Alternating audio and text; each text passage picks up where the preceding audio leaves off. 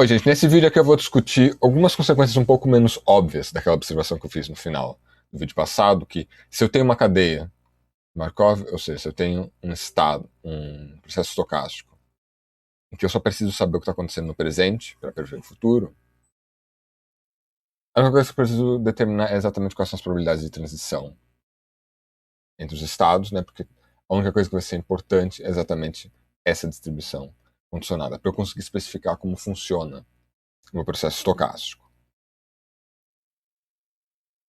Uma coisa um pouco menos óbvia disso daqui é que vai ser extremamente útil eu fazer meio que uma descrição matricial do que está acontecendo aqui. Eu vou usar vetores e matrizes para representar matematicamente essas coisas que estão acontecendo na minha cadeia de Markov. Então, como é que isso aqui vai funcionar? Basicamente, eu vou ter primeiro lá a probabilidade do estado x de t, um certo sigma. Isso daqui eu vou representar por um vetor. Eu vou dar aqui como exemplo o processo, né, de chuva e sol. Se eu descrevo esse processo como uma cadeia de Markov, ele tem lá 4 estados, né? Chuva seguido de chuva, chuva seguido de sol, sol seguido de chuva, sol seguido de sol. Você percebe que eu tenho 4 estados possíveis, então eu tenho 4 valores com os quais eu me importo nessa distribuição. Todos os outros valores possíveis seriam iguais a zero. Quaisquer outros estados hipotéticos que eu poderia introduzir, vai ter sempre uma distribuição igual a zero. Então eu posso fazer a identificação entre essa distribuição e o seguinte vetor. A probabilidade do estado chuva-chuva no tempo t, a probabilidade do estado chuva-sol no tempo t, a probabilidade do estado sol-chuva no tempo t, a probabilidade do estado sol-sol no tempo t. Ou seja, eu vou fazer essa identificação entre distribuições e vetores coluna. Isso daqui é específico para o caso em que o meu conjunto de estados é um conjunto finito, ou até enumerável, assim, forçando um pouquinho mais a barra. Senão você vai precisar de uma coisa um pouquinho mais complicada do que isso daqui, mas ainda assim dá para você fazer uma coisa parecida, mas isso a gente vai ver bem mais para frente no curso. Então eu vou ter essa identificação entre distribuições e vetores coluna. A segunda parte da minha representação matricial é o que eu vou chamar a minha matriz de transição. Que é basicamente o seguinte: eu vou pegar isso daqui e vou representar como uma matriz.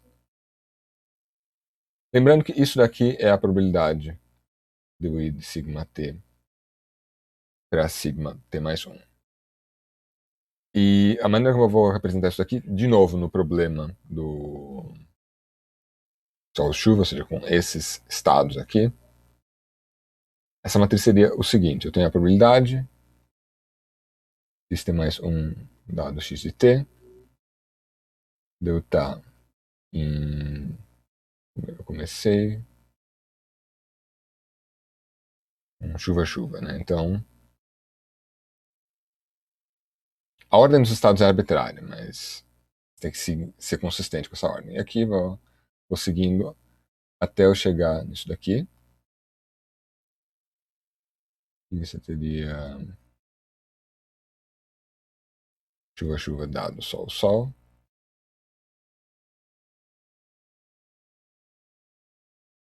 Sol-sol, chuva-chuva.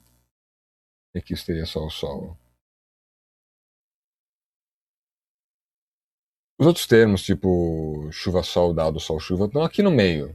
Basicamente a ideia é que você tem que seguir a mesma ordem que você seguiu aqui no vetor. Então aqui eu fiz chuva-chuva, chuva-sol, sol-chuva, sol-sol. Eu tenho que seguir exatamente a mesma ordem nas linhas e nas colunas. Aqui teria que ser chuva-chuva, chuva-sol, sol-chuva, sol-sol, chuva-chuva, chuva-sol, sol-chuva, sol-sol.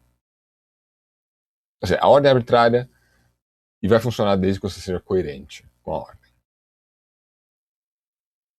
Então esse T aqui é o que eu vou chamar de matriz de transição exatamente porque as entradas dela são exatamente as probabilidades de transição entre os diferentes estados. Em particular, você vai ter, do jeito que eu escrevi aqui, né, você vai ter T sigma, sigma linha vai ser igual a de x de t mais 1 dado x de t, sigma dado sigma linha, que seria a probabilidade de transição do sigma linha para o sigma.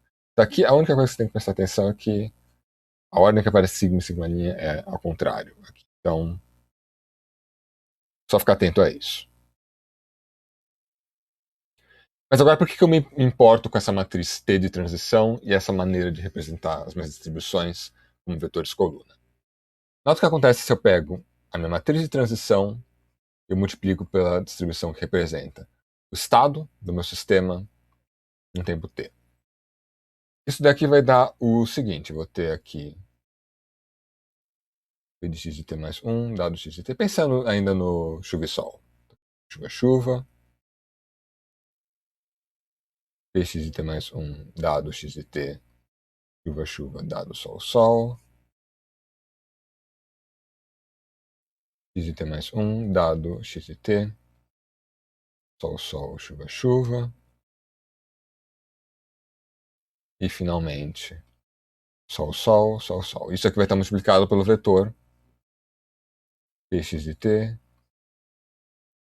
chuva, chuva, vezes px de t, chuva, sol, px de t, sol, chuva, px de t, sol e sol.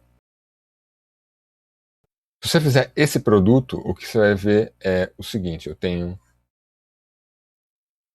na minha primeira, você tem um vetor coluna no final, ou seja, você tem uma coisa que representa uma distribuição no final do dia.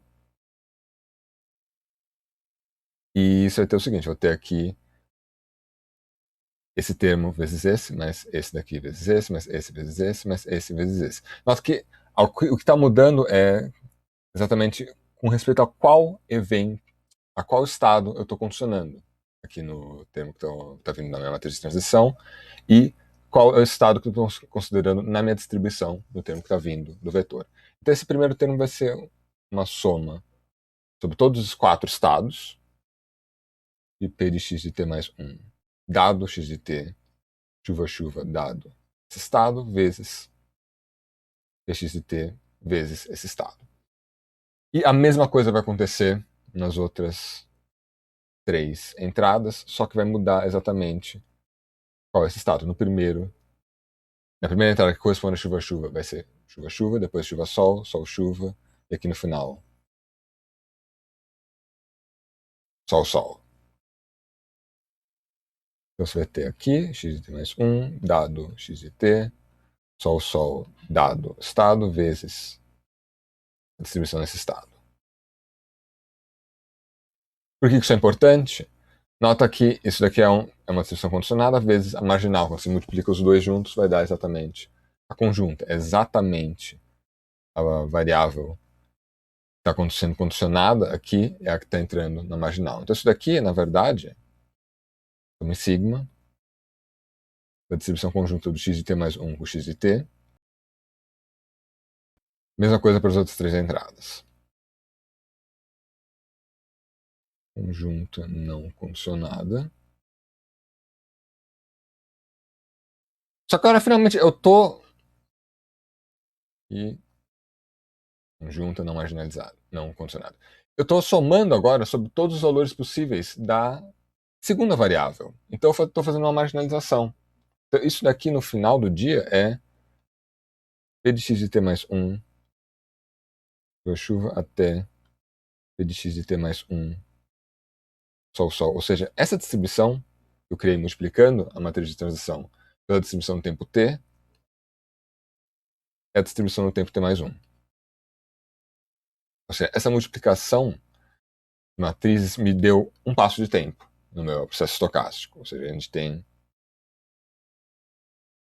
isso daqui acontecendo, nesse caso aí do sol e chuva. E na verdade, essa construção é geral. Suponha que eu tenha um processo estocástico com estados aqui. Então, nós posso mostrar para esse cara aqui. Vou denotar de sigma 1 até sigma n. Então, a minha matriz de transição T, ela vai ter um termo geral, T e J, que é exatamente a distribuição de x de t mais 1, estado no meu processo. Dado x de t, você vai ter estado I, dado estado J, e J, ambos dentro do meu processo amostral. E eu vou ter lá um vetor px de t, representando a distribuição do tempo t, ou seja, vai ter uma coordenada I igual a px de t em I. Então vamos ver agora o que acontece quando eu multiplico t e p. O produto t em px de t vai ter um termo geral I, que é a soma em j do termo geral t e j da minha matriz de transição, vezes o termo geral, nesse caso j, do meu px de t. Agora, substituindo o que são esses termos gerais, a gente vai ter o seguinte. Vou ter aqui uma somatória em j, p de x de t mais 1 dado x de t e dado j vezes px de t j. De novo, eu tenho aqui esse produto de condicionada com marginal, vai me dar a distribuição conjunta. Tenho que somatória em j, p de x de t mais 1 e x de t e j. Só que agora eu estou somando todos os valores no x de t. Isso daqui está marginalizando. Está me dando p de x de t mais 1 e que é o termo geral desse vetor. Então a gente tem isso daqui em geral. Quando eu tenho essa ideia de um processo estocástico que é discreto no tempo, né? Você consegue descrever passo a passo no tempo o que está acontecendo. Você vai ter essa matriz de transição e multiplicar a distribuição do seu estado no presente pela matriz de transição vai te dar exatamente o próximo passo do seu processo estocástico. Você tem qual é a distribuição no passo de tempo seguinte, sabendo só a distribuição agora. Essa equação aqui ela vai ser bastante importante, né? Ela dá a evolução temporal no processo estocástico e ela é chamada de equação mestra. Aqui, se você quiser dar um adendo, essa aqui é a equação mestra discreta no tempo, a equação contínua no tempo. A gente vai ver na segunda parte do curso. Ela é um pouquinho mais complicada, ela não é simplesmente uma iteração que você vai multiplicando essas matrizes, a gente vai acabar chegando numa equação diferencial, no caso contínuo. Mas, por enquanto, a gente não vai encostar nisso. Vamos fazer agora um exemplo aqui com o Sol e chuva. Aqui eu vou mudar um pouquinho a ordem dos estados só para bater com as minhas notas. Mas a ideia é que a ordem dos estados é arbitrária. Só precisa ser consistente. Nas minhas notas está exatamente o contrário do que eu fiz agora há pouco. Então, só para não me confundir. Então, esses valores que eu vou estar colocando aqui na minha matriz, eles são exatamente os valores que vêm lá da descrição do meu processo de sol-chuva que eu dei no começo da aula. Então, essas probabilidades vão ser as seguintes. Essa é a probabilidade de transição de SS para SS, de SC para SS. Esse daqui não tem nada. Isso vai ter 0, 0, 0, 0, 0, 0, 50%, 50%, 50% e 50%, e aqui 40% e 60%. Ou seja, isso aqui é exatamente o processo como descrito lá atrás. Se a gente pegasse todas as minhas probabilidades de transição, a gente chega nessa matriz de transição. Então vamos agora supor que eu estou na seguinte situação. Nos 2 últimos dias fez sol. Então, né, olhando lá o meu histórico, eu tenho lá Sol, Sol. Eu quero saber o que vai acontecer nos próximos dias. Eu quero ter alguma ideia, usando esse modelo de Sol e Chuva, do que pode acontecer nos próximos dias. Então eu vou ter lá o seguinte, eu vou ter lá um T no tempo zero, né, o tempo inicial, que é o seguinte, essa é a minha distribuição inicial. Eu tenho 100% de certeza que deu Sol e Sol no começo, porque eu tenho esse dado. Então vamos agora usar a equação mestra para ver o que vai acontecer. Vou ter lá a minha distribuição no tempo t mais 1, vai ser a matriz de transição vezes a distribuição no tempo t. Então, P de 1 vai ser exatamente t vezes P de 0. Se você fizer a multiplicação de matrizes, né, pegar essa matriz e multiplicar por esse vetor, você vai ver que o resultado é o seguinte. Agora que eu tenho a minha distribuição no tempo 1, eu posso olhar o que acontece daqui a 2 dias, com a minha distribuição no tempo 2. Bom, eu tenho que multiplicar pela minha matriz de transição de novo. Aqui eu eu usei a equação mestra com tzinho igual a 0. Aqui eu vou usar a minha equação mestra com tzinho igual a 1. Se eu fizer agora a multiplicação da minha matriz de transição com esse vetor, o resultado vai ser o seguinte: 0,49, 0,21, 0,15 e 0,15. Se você quiser um terceiro dia, como é que seria daqui a 3 dias, a sua previsão no tempo, você usa agora t igual a 2, multiplica pela matriz de transição por esse vetor. Agora, o resultado vai ser o seguinte.